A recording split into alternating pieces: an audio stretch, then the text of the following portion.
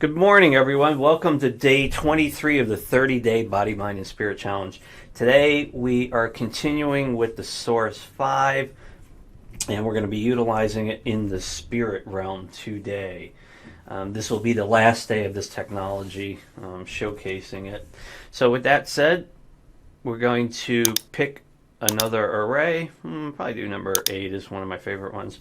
And, you know, in the spirit realm, I'm of the belief system that everyone has a kindred spirit, whether they are aware of it or not, conscious or unconscious about it. And that kindred spirit automatically always vibrates at the highest levels. And obviously the body and the mind are moving up as well. And when all three are in alignment, beautiful things happen in your life. So on the spirit side, you know, some schools of thought could be to take some of that high vibrational material where the spirit is vibrating and manifest it within the body, manifest it, you know, in the conscious level of the mind. So again, whatever your school of thought, whatever your manifestation, whatever you want with the spirit, we're about to rock and roll it. Have your glass of water, your target water ready. Here we go. 3, 2, 1, entering the Source 5 now. Where you put your attention, the manifestation will follow. The Source 5 is going through the mechanics of programming your water with your conscious manifestation. We are impressing the light frequencies of your manifestation into water. Absolutely mind-boggling. I hope all of you are thrilled with this technology. It's been over a decade of research and development, and it just keeps getting better. That's it, folks. Go ahead and drink your spirit water. Spritz Spirit. Enjoy.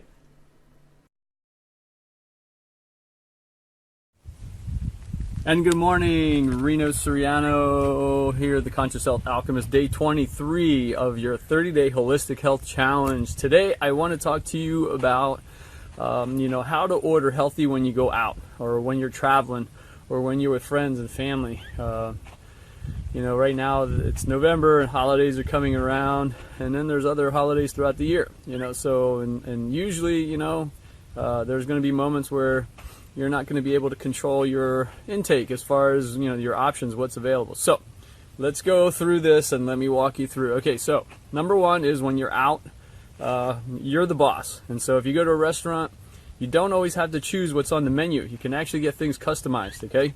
And most restaurants are willing to do that for you, but you need to ask. You need to, when I go to a restaurant, I look at the menu and I'm usually customizing things. I'm looking at the ingredients they have. And most times I actually tell them to either remove things from the entree or add. And so, for example, when I go to a restaurant and it's, most restaurants bring bread to your table and or nachos. That's a common theme, okay? And what I do is say, don't bring any bread. Keep it. Save it. Don't bring it. And if they bring nachos, same thing. So stay away from the breads and the nachos and all this stuff. You already know that stuff's not healthy. So the deal is if you don't have it on the table, you're not going to want to pick at it. So that's number one. Number two, let's walk through. Okay, so if you go to a restaurant, appetizers, always stick with the clean stuff. Let's choose hummus and entrees like selections of like guacamole with veggie sticks. Leave out the breads, leave out the chips, and bring in extra veggie sticks with hummus and guacamole. Okay, those are good. Let's go. Let's choose healthy soups. Vegetable soups, chicken and rice soups, these are all clean. Stay away from anything creamy, any bisques or creamy stuff, because that's going to be loaded with preservatives and who knows what else, because a lot of these restaurants are using canned, prepared ingredients to make their soup. So always choose a clean, healthy soup. Okay, for salads, you can make your own salad. Tell them to add avocado and egg slices and salmon and chicken and cashews.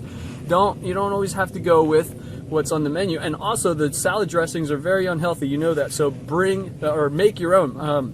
Tell them to bring a side of olive oil, okay, and then a wedge of lemon. You can make your own and put it on yourself. Tell them to leave the dressing off if you're going to order a salad, and tell them to bring a side of olive oil and a wedge of lemon. Okay, so that's appetizers, soups, And salads now, main entrees, always stick with roasted meats and large portions of steamed or grilled veggies, okay? Always order extra veggies, because the portions that restaurants give here, these like little, I look at and go, oh my. So I usually order extra veggies, and so order the clean meat selection. So it's either roasted lamb and roasted chickens and roasted salmon, and then always go for the ribeye. Stay away from the lean, dense meats. Those are very hard to digest. Always the fattier cuts of meats, but always side it with plenty of vegetables. And then you can do potatoes, but always pop it with butter. Butter helps to balance that out and helps to balance the the starchiness effect. So if you include a lot of fat on starches, it helps to have a different effect in your body. So I always recommend put oil on there or a lot of butter. So if you're going to do the mashed potatoes, have a smaller portion, but flood it with some fat, butter or oil that they have at the restaurant. Okay, so when you're traveling through, let's go traveling, right? Now's the holiday. People are traveling through airports and stuff. You need to prepare. Don't go to the airport without preparing, because you're going to have limited option. What's at airports? Sugar and white flour products. And what's on the plane? I don't even know what they call the food plane, but oh my God, sometimes just smelling it, I'm like, you gotta be kidding me. These airlines are just serving you grunge. It's not even fit for an animal. I mean, come on, bring your own. You need to prepare. So the day before, you prepare snacks, you prepare main lunches and whatever. I always prepare a day and a half worth of food and put it in my bag. Okay, because I'm not going to get anything at the airport or anywhere near the airport. Oh my God, it's all grunge. Everything. I mean, just walk through the airport. What is healthy? They have maybe a banana, which is green, and that's the closest thing to health, and I wouldn't even consider that healthy. Okay, so you need to prepare, you need to bring, you need to plan your trip. So always bring at least a day's worth of food and goodies and snacks. Okay. That's very simple to do, and I will hit you with some snack ideas in the downloads. But you need to do this. You need to pre-plan. You can't just. I see way too many people. They get to the airport and they go, "Oh, I'm hungry," and it's like, well, here's your options. It's grease, fried food, and sugar. Not gonna give you a path to health. I'm sorry. So I'm here to say you need to take the power back. You need to pre-plan. No excuses. Get it done. And so whether it's eating out or traveling, too bad, you got to do it yourself and take your power back. Or when you're with friends, what I see is a lot of people, they get influenced by what their friends are doing, and their friends are drinking alcohol, and you really don't really want to do it, but you don't want to feel like the oddball out, so you go for that beer, and then it turns into 2 and then 3, and here you've had 3 beers, and that beer is one of the worst things you can put in your body. Why? Because it turns into pure sugar, and it's got synthetic yeast, and it's screwing up your physiology and hormone. You don't have to do things, okay? I've done it many times. I've gone out, hung out with people who are drinking, and I haven't done it. And it makes them think like, maybe I don't need to drink either to have fun.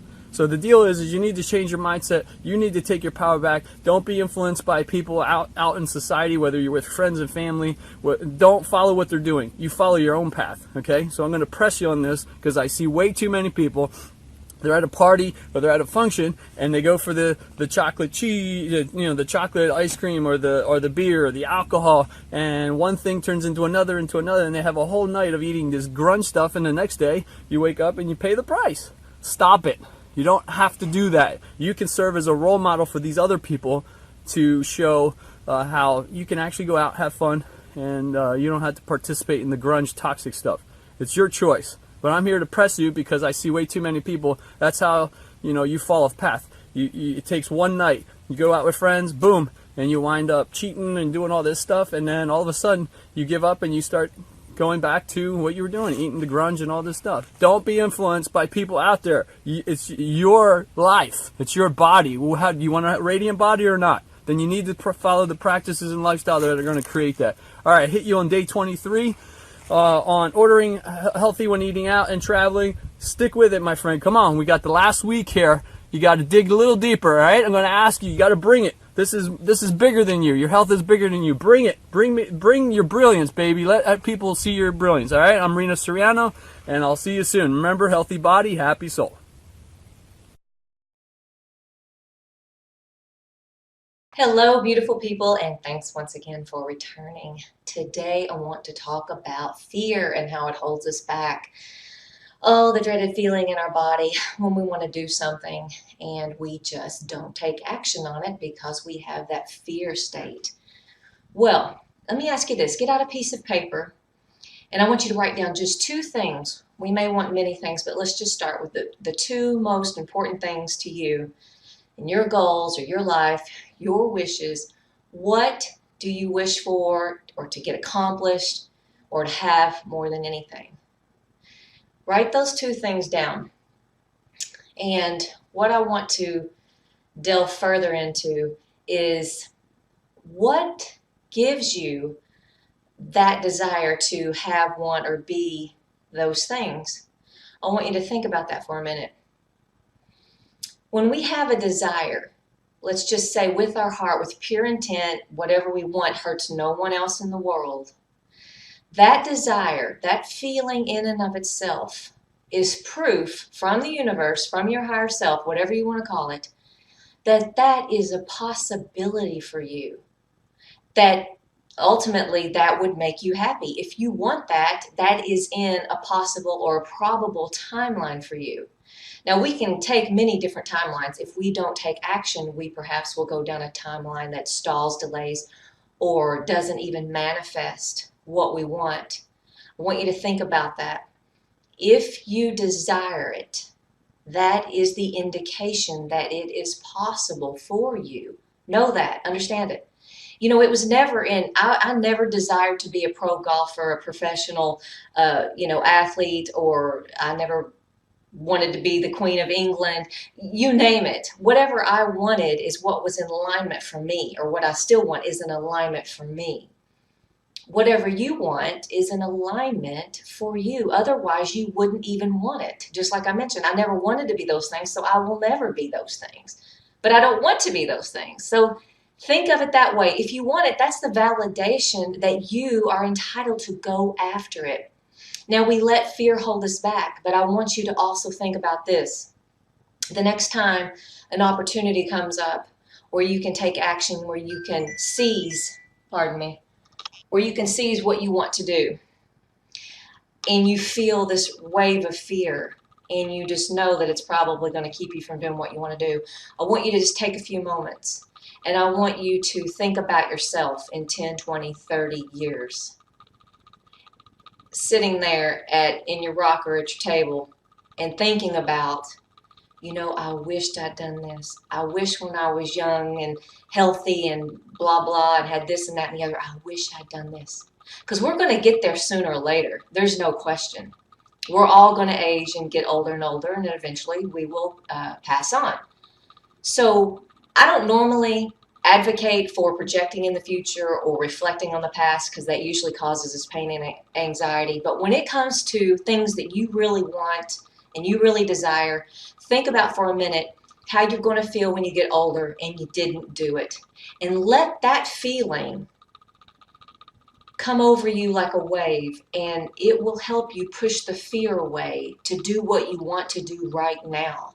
I mean, even myself doing these videos with Peter and the gang and all in this project for you guys, I probably wouldn't have done it a year or two ago. I just would have let the fear of being seen, of being judged, all of that overwhelm me. I've used EFT and a lot of other tools, self-hypnosis, and I've worked through it. We can work through these barriers.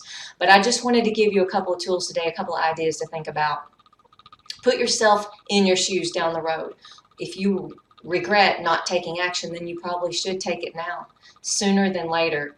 So that's your challenge, you guys. Go for your dreams, just like our elders have always, told us, and we've always heard. Life is short. We got to go for it. It'll make us happy, and when we're happy, everyone around us is going to be happier. And you deserve it. Thank you guys once again for joining, and we'll talk to you soon. Bye-bye.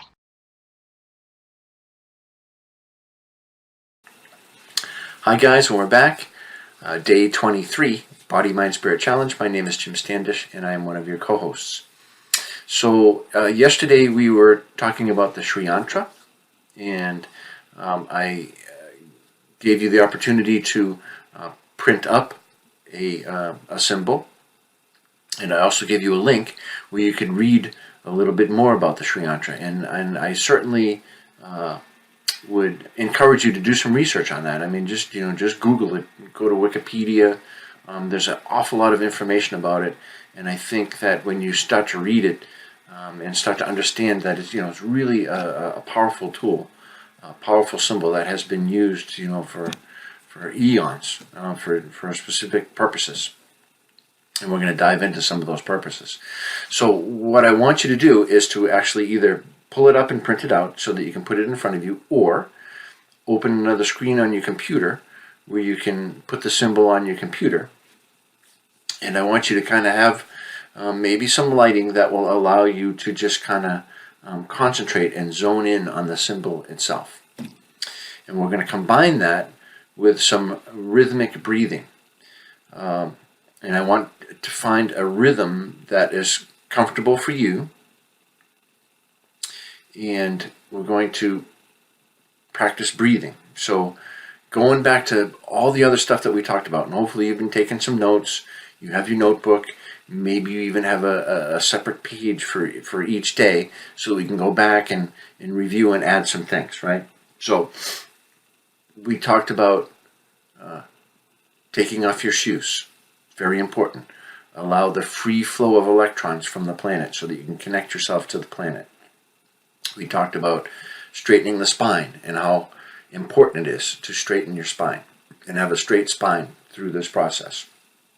We talked about having your hips just a little bit higher than your knees. And you can get a pillow, a meditation pillow. You can sit on the floor. You can sit in a chair, just like I do. Kind of edge yourself up to the edge of the chair so that your legs drop off the chair a little bit. You can cross your legs so that you can sit comfortably, and just so that your hips are a little bit higher than your knees, and it's better for circulation. And what I want to do is we're going to find a rhythm. Okay? And I want you to think as you're breathing in, I want you to think in, as you're breathing in. And this is a trick for your mind. We're giving your mind something to think about. And when you exhale, I want you to be saying to yourself, out, out, out, out, out, out, out. Now you don't have to say this out loud. You can say it in your head. And it doesn't have to be at this speed. Okay? But I want you to find a rhythm that is comfortable for you. And this just happens to be whatever. Okay? So in, however far that is for you to breathe in, and then out, out, out, out. Okay? And we're going to just keep cycling through this. Just keep breathing in, keep breathing out. Now at the same time, you're going to be looking at the Sri Yantra. And this is all going somewhere. This rhythmic thing, there's a reason for this. And if you want to do a little homework for the lessons coming up, you can look up yantra, and you can look up mantra, and you can look up mala. So you're practicing your breathing in now. You're staring at the Sri Yantra, and when you're breathing in, I want you to visually dive in to the center of that symbol. Right in the middle of that symbol, in the bindu, in the very center point of it, there's an upside down triangle with a little dot. So we're tricking our mind. So you've got a rhythm, you're breathing in, and I want, as you're staring at that symbol, I want you to think that you're going into the symbol as you're breathing in. So you're saying it in the back of your head, you're going in. You're looking at the symbol, and you're pretending to dive into that symbol, into the center of the symbol. And then exhaling, you're pulling yourself back out of the symbol. Now, a couple of really crazy things are going to start to happen is that the symbol itself is going to start doing all kinds of things, and this is good. Your brain is processing this. As we talked about earlier, and hopefully you learned a little bit about the geometry in the Sri Yantra itself, is the the angles and the formation of creation. So this mathematical information, I believe, is embedded in our DNA. So when you start looking at this, your brain there's all kinds of things going on in your brain. There are all kinds of connections being made. And this is the lesson for today. Okay? So find a rhythm that's comfortable for you. And I want you to practice this. Just practice breathing and say to yourself, in, and dive into that symbol. And then say to yourself, out, out, out, out. And whenever, how many times is comfortable for you right now. We're definitely going to get into a count. And there is definitely something to a count in a rhythm. This is practice because we're going to take this somewhere, okay? So that's your practice for you today, your homework for today, day 23. We will see you tomorrow on day 24. Thank you.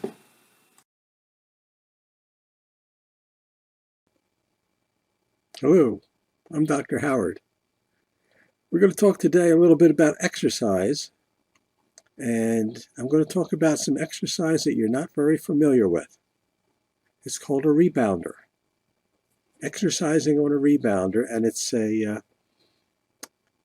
very, very beneficial, especially for older people like me. But young people do very well too because they developed its use for the space program. It was used before that some, but mainly it was needed for the space program because they found that the astronauts lost the calcium from their bones in space. They needed gravity. They couldn't heal, and we'll talk about that in another session when I talk about using lights for healing, which is what they developed back in the late 60s and early 70s for use with the astronauts. But today we're going to talk about the rebounder and what it can do for you. A rebounder is sort of like a little trampoline, maybe about 4 feet diameter. And it's good to get one with a bar so that it comes up and across so you can hold on to it. And I sort of knew about it I've heard about it for years, paid no attention. And then one day I was reading Albert Carter's book, and he sort of made rebounders popular. He's a physiologist at this point in his life. But before that, he was a award-winning wrestler. He did a lot of things. But he's written a lot of books on rebounders and made them fairly popular. When I saw his 3-year-old daughter doing one-handed push-ups, I got impressed. I really got impressed by that. Then he explained it in one of his books, and I realized what the meaning, full significance of what this rebounder can do. It moves the lymph system around. It moves the lymph fluid through your body. And if you can move the lymph fluid through your body, you can stay healthy. It's as simple as that. The blood in our body is moved by our heart. It's pumped through our body. The lymph carries waste away from our body. It carries a lot of chemicals around to the different cells, but mostly it helps us detoxify. And it helps the white cells get out of the bloodstream. They go into the lymph system and then move around to the different cells to do what they have to do. We get clogged up. Our lymph system literally gets clogged up. And we got to get it cleaned out. Exercise tends to do that. It moves it bounces us up and down. It moves us around. All exercise does. But exercise can be a little hard on the joints as you get older. And it doesn't do as good a job as a rebounder. Now, I'm not talking about bouncing off the mat. I'm talking about just going up on your toes and down on your heels. Very light. But every time you do that, you reverse by 2 G's, twice gravity. And what happens is your body, as you're bouncing on that rebounder, because you're bouncing some, but you're just not necessarily leaving the mat. You can if you want to, but you don't have to. And as you're bouncing on that thing, your body decides, well, I'm not sure what's going on, but I better take precautions just in case I'm liable to get hurt or overstrained or whatever. And so your body starts strengthening every cell in the body. It strengthens the lymph cells. The membranes get stronger. It strengthens your muscles. It strengthens your blood cells even. It's the weirdest thing I've ever heard of, but it seems to work. And if you want to get over a chronic illness, get a rebounder. There's a story in one of Albert Carter's books about a man who had a heart condition, and his wife was bedridden. And he got a rebounder. He read about what it can do, and he got a rebounder. And every day he started carrying his wife out of the bedroom, even though he had a heart condition, and putting her by the rebounder. I think first he put her feet on it while she sat in a chair, and he got on there and just bounced gently. So he couldn't, with his heart condition, he couldn't bounce very rigorously. But he did this every day, and he had her, after a while, he had her sitting on the rebounder while he bounced. And he got her moving. It just got her moving. So he put movement into her body and got the lymph fluid moving. And then he eventually, she was able to stand up and hold the bar while he bounced. Well, eventually, she was able to bounce by herself. And within a year, she was bouncing by herself and moving around pretty well. And he was bouncing by himself. I'm sure they sometimes bounced together. And he didn't have a heart condition anymore, and she wasn't bedridden. Well, it's a nice story. It's in a book. You figure, well, books are like this. And I had been in real estate for a while at one time. And I was reminded that I knew a man in this area who got a rebounder because his wife got bedridden. And he wanted to help her. So he did exactly what they said in the book. And sure enough, within a year, she was all better, moving around, bouncing by herself. I've got one. We had one in the house I wasn't using. But once I read the book, saw a picture of a 3-year-old doing one-handed push-ups, I decided it might not be a bad idea. And I had heart surgery about 1.5 years ago. That's another story. But anyway, when they sort of move your chest ribs apart and start working on your heart, it stretches everything in here. And they hurt. And a year later, they're still hurting. In fact, they don't hurt so bad up front. It's a year later, when you're starting to use your body pretty much, it starts getting worse. So I got on the rebounder, and I took some 1-pound weights, and I started moving them around. Slowly at first. And the pain went out of the shoulders. The shoulders, which I couldn't lift past here, I can lift up to here. No problem. And some infections went out of the body. It got the lymph system moving. And lo and behold, the boils formed under my armpit. And then drained. It got the white blood cells moving and got them strengthened so that they could get rid of a latent infection that I didn't even know I have. It's gone. I'd advise you to get a rebounder, even if you're doing other exercises. Get the best one that you can. The best one you can afford. Because I've done some reading about them, and some of the cheap ones, the springs break, and you don't want to be on them for spring breaks. It's apparently pretty uncomfortable, and you can get hurt.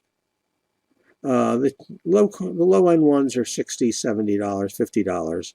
The high-end ones are about $300, $400, and make sure you get a stabilizing bar.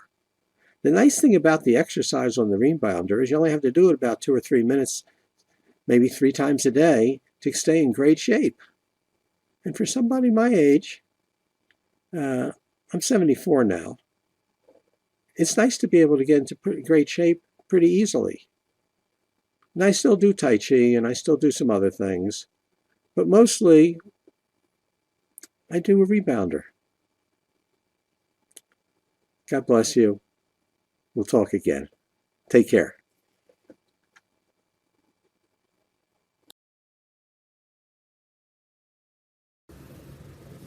Hello, everyone. Donna Whittington here from Peace, Love, Joy, and Bliss Coaching. And today I thought we would do something fun. So I wanted to talk to you about what are some things that you can do in the bedroom to spice up the relationship, the evening, the weekend, whatever. So I just went around my house here to see what types of things that I had on hand and how I can use my imagination to create fun. Okay? So it's all about fun, and you have things around your house that I guarantee that you could bring into the bedroom and have a great time with. So the things that I'm going to show you are just typical things that I have, and what I want you to do is open your mind. Open your mind to some different things, especially in the bedroom. So let's start off with just some basic things. A comb, right? You could use this comb to comb your lover's hair. You could use it on the skin. Whoops. Try not to drop it on your lover. You can use it just to create that type of motion, and go slow and take your time when you're doing things with your lover. Just take your time. Make this an evening of incredible foreplay, and that will help when you take your time. So, just a regular old comb. It's one of the things that I found in my kitchen. Everyone know what this is? Oh, by the way, this is going to maybe give you a different way of looking at the tools in your kitchen as well. So this is a slotted server, a little slotted spoon here. It's great for spaghetti, right? For noodles and things like that. However, picture these little claw-like thingies. This right here is great for touch and sensation. Okay? Now, the thing about this is you're going to want to see how this feels on yourself. How does that feel when you do that to yourself? Because if it feels all scratchy and things like that, that kind of gives you an idea of how you want to proceed with your lover. Do you want to give a little bit more pressure or very light? You know, and it's just all about the sensations. Okay? That actually feels good. It's a nice little back scratcher, really. Of course, we got to have paddles, right? These are my spatulas. This is a spatula, and this is a wooden spatula. And this, of course, is good for some nice paddling. You can use a spatula. Same thing. Nice paddling. Now, the thing about paddles, any things that you're going to use to smack with, okay? You want to do it in certain areas. You don't want to do this anywhere above the waist. Really, this is for the meaty parts of your body, okay? You don't want to hit in the lower back area where the kidneys are. You don't want to do that. This is about excitement, adding a little spice. We're not here to hurt anyone, unless, of course, you're into that. And then no judgment. So, take your paddle, put this on the buttocks. You can go fast or you can go slow. Okay? So it's all about how you want to tease your lover, right? A little smack, a little drag, right? It's all about sensuality. Another thing that I found, this is just a cheese grater. So it has these lovely little textures on there. What can you do with that? Well, it's something that you can roll, you know, you can roll that on your partner's back, on their legs. You guys, get creative. And of course, we have the trusty ice cubes. What can you do with ice cubes? Well, one of the things you can do is you can get your ice cube and you can suck on it so that your mouth is nice and cold, and then you can kiss. You can kiss all over the body. Keep coming back to your ice so that your mouth stays cold. You can also do that with mints and things like that for a nice little peppermint type sensation, so a lot of cooling sensation. You can do the same with something hot, a hot beverage, maybe some hot tea. Okay, all about the sensation. Oh, one other thing that I have, this, believe it or not, this is just a shawl. This is a shawl when I'm going out and I just need something to put over my shoulders to cover up, right? Still be sexy, cover up. This is just a shawl. Now, you can do so many things with this. Let your imagination run wild. How about, if your partner is into it, how about tying up your partner? If they're into it, not everybody wants to be tied or restrained. If your partner is into it, this is a great thing. Get a scarf. Now, one thing that you can do is talk to your partner. This is where communication comes into play. You could say something very sexy like, mind if we try something different tonight? Mind if I tie you up? Okay. Mind if I blindfold you? Probably should take the glasses off. Right?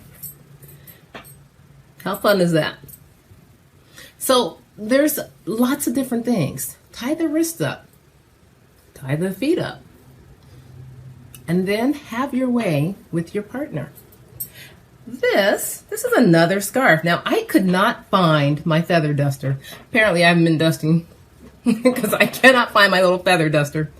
So this is just a scarf, you know. And ladies, you know, you probably have one of these cute little scarves. They were in fashion probably about a few years back, and they came in different colors. But this is something that you could use with your lover.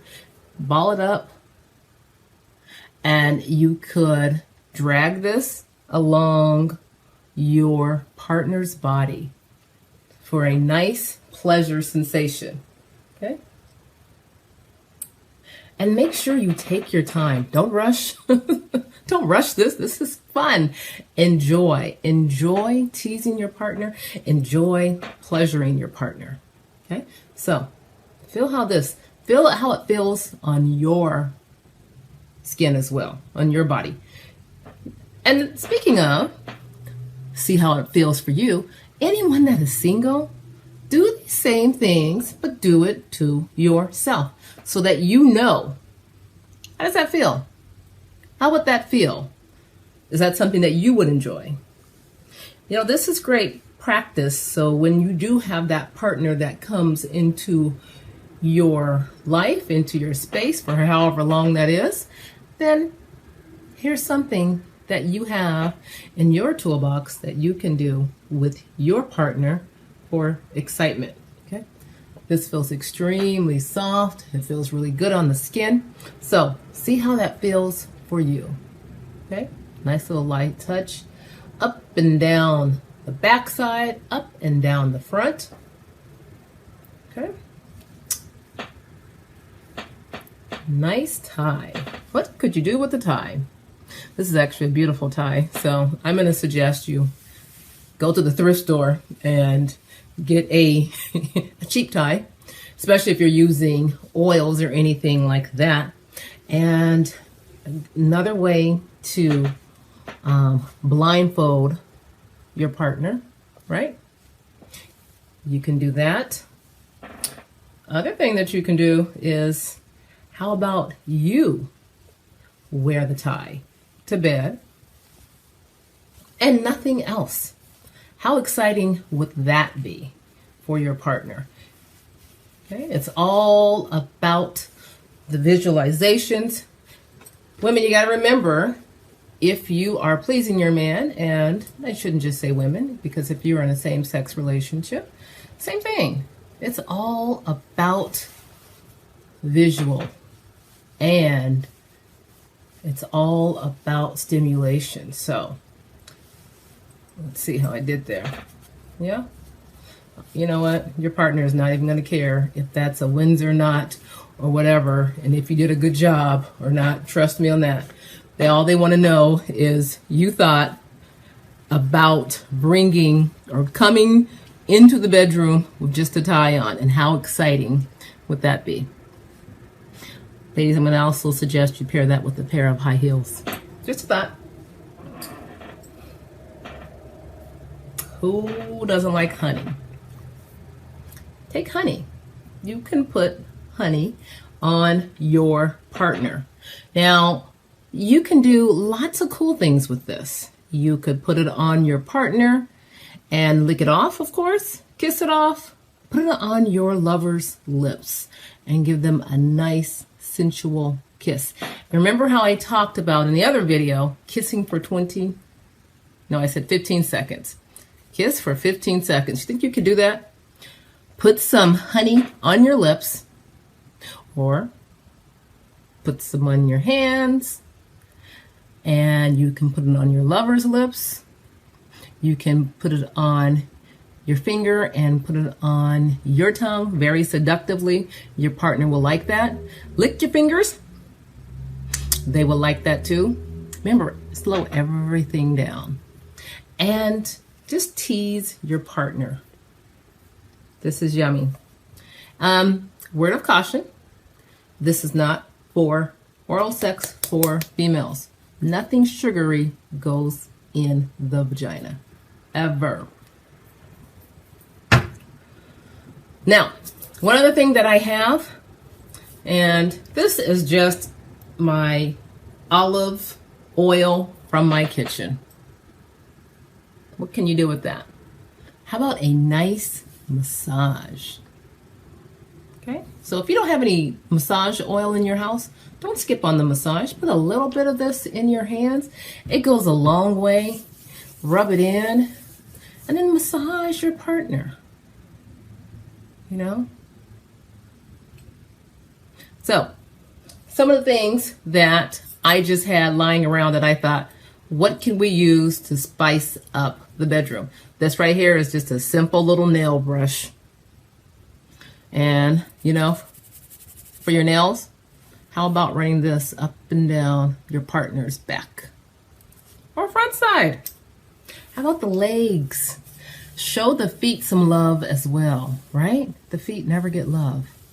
So if you have a partner who's turned on by feet, by touching, kissing, whatever, take a brush and, you know, lightly, or add a little bit of pressure on to their feet. So I hope this gave you a little bit of inspiration. It's fun to have fun.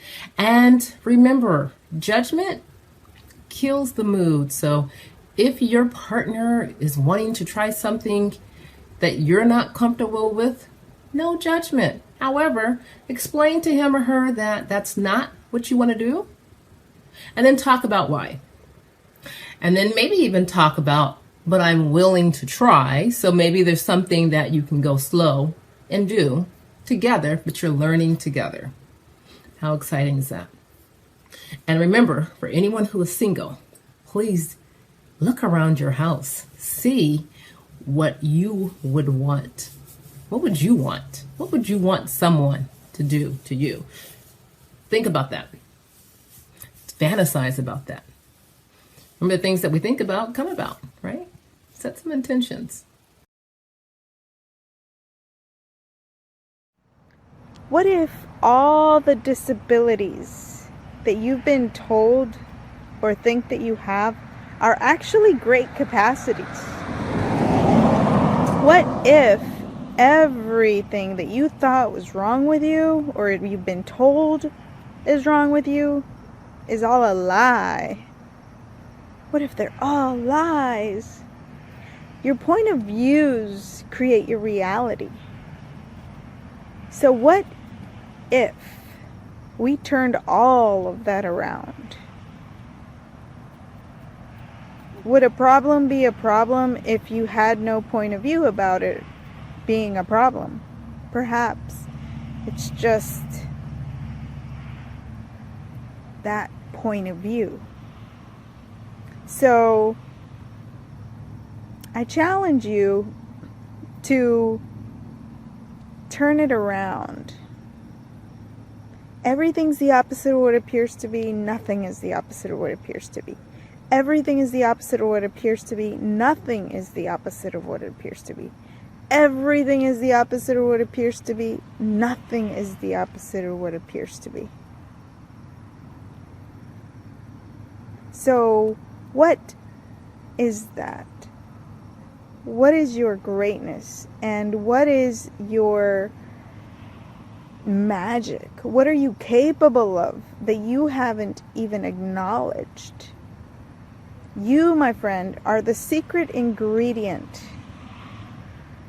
You are the alchemical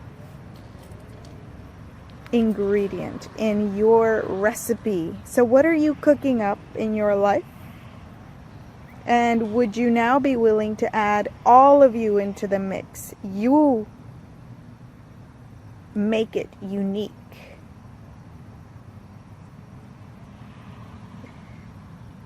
I challenge you to acknowledge the greatness of you, the brilliance of you, and stop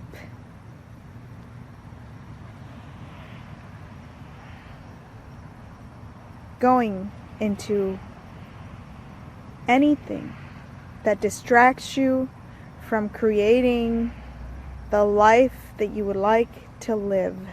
More about this in our next challenge. For now, blessings, namaste, be at peace.